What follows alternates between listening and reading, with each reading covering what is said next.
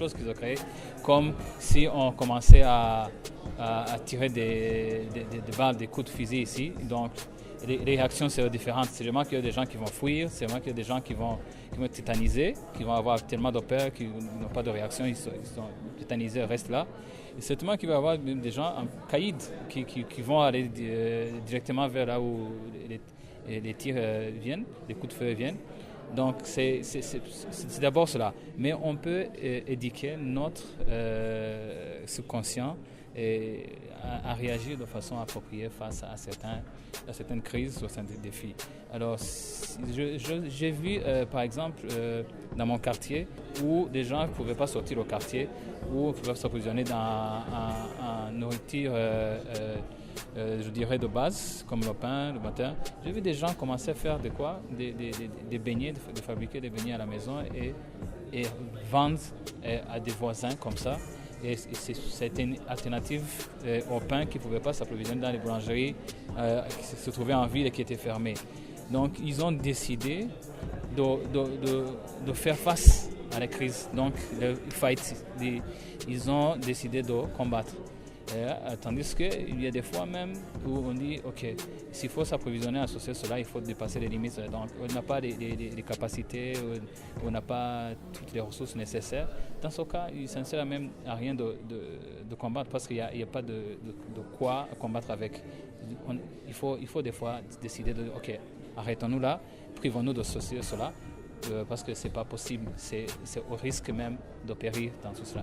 Donc c'est toujours en fonction de ce qu'on a comme option face à lui ou face à elle, qu'on décide de combattre, de rester calme ou de fuir tout simplement. Et c'est ça en fait. Parce que des fois, on peut croire que dans toute chose, il faut combattre. Il y a des choses où il ne faut pas combattre, parce qu'on peut périr si on essaie de faire la guerre. Alors c'est ça. Je dirais tout simplement, il faut éduquer son subconscient et savoir si c'est comme ça, il faut rester calme, penser, ou tout simplement fuir pour sauver sa vie et revenir après. Ça ne dit pas que certains sont plus courageux ou plus lâches que les autres. Merci.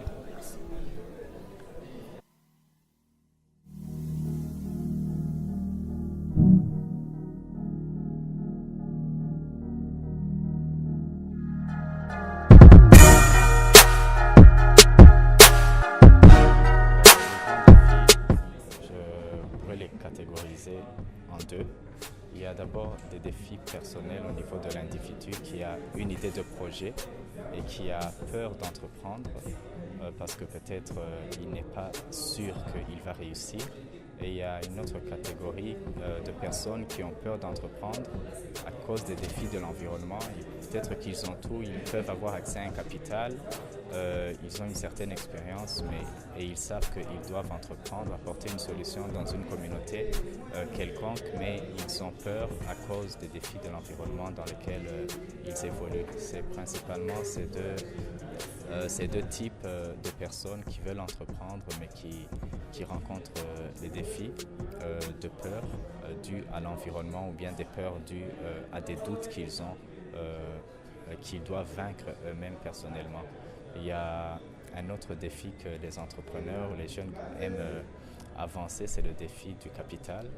Je pense que ça, c'est un défi que l'entrepreneur va rencontrer tout au long de son processus de croissance. Parce que si tu as peur de commencer parce que tu n'as pas le capital pour commencer, demain tu auras peur de passer à un autre niveau de croissance de ton entreprise parce que tu as peur des capitaux dont tu as besoin pour arriver à une autre dimension d'impact. Donc, c'est un défi qui existe, mais aussi on doit pouvoir vaincre ce défi, chercher des sources de financement.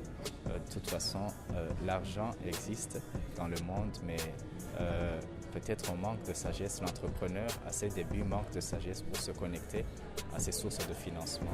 Donc, c'est un défi que l'entrepreneur doit résoudre à chaque étape de la croissance de sa vision. Ça, c'est un défi. Et un autre défi que l'entrepreneur peut avoir, je dirais que j'ai aussi expérimenté ce défi, mais aussi d'autres entrepreneurs qui sont dans d'autres types de projets qui ne sont pas nécessairement la technologie rencontrent ce genre de défis, c'est que lorsque on veut commencer une entreprise, par exemple, que ce soit pour un profit ou bien à caractère social, on a un certain capital qu'on a comme connaissance, mais lorsque on commence à entreprendre réellement, il y a un gap qu'on découvre, des connaissances qu'on doit acquérir, des capacités qu'on doit acquérir, et souvent on ne découvre ces gaps que lorsqu'on est en train d'entreprendre. C'est là par exemple qu'on découvre qu'on doit acquérir des connaissances, par exemple dans la négociation, lorsque vous êtes en train de négocier des contrats commerciaux ou bien lorsque vous êtes en train de chercher des partenariats stratégiques. Ce sont des connaissances à acquérir, même si vous n'allez pas entrer dans le détail, au moins avoir des connaissances basiques pour savoir quel est votre partenaire, les critères de choix pour choisir, pour prendre un partenaire qui va vous aider à combler ces compétences que vous n'avez pas en tant qu'entrepreneur, parce qu'on ne peut pas tout faire, on ne peut pas porter une vision seul ou bien dans une toute petite équipe. Donc c'est un défi de connaissances à acquérir, de renforcement de capacités, et on doit régulièrement, de toute façon, avoir cette soif d'apprendre autre chose ou bien de chercher des partenariats qui vont combler le déficit qu'on a au niveau des compétences qui sont requises pour exécuter la vision. Je peux exercer ces défis. En 2 phrases, après les années d'entrepreneuriat que vous venez de passer, quelles sont les 2 grandes leçons que vous avez apprises en 2 phrases? Les grandes leçons, c'est qu'il faut savoir que l'échec existe.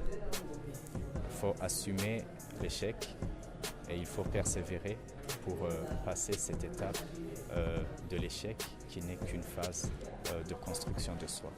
Après, on est formé pour les défis qui viendront. Une autre leçon, c'est qu'on a besoin des autres. On a vraiment besoin des autres et on ne doit pas placer trop de poids sur ce qu'on a, sa capacité, mais aussi savoir se connecter aux autres pour avancer dans la vision.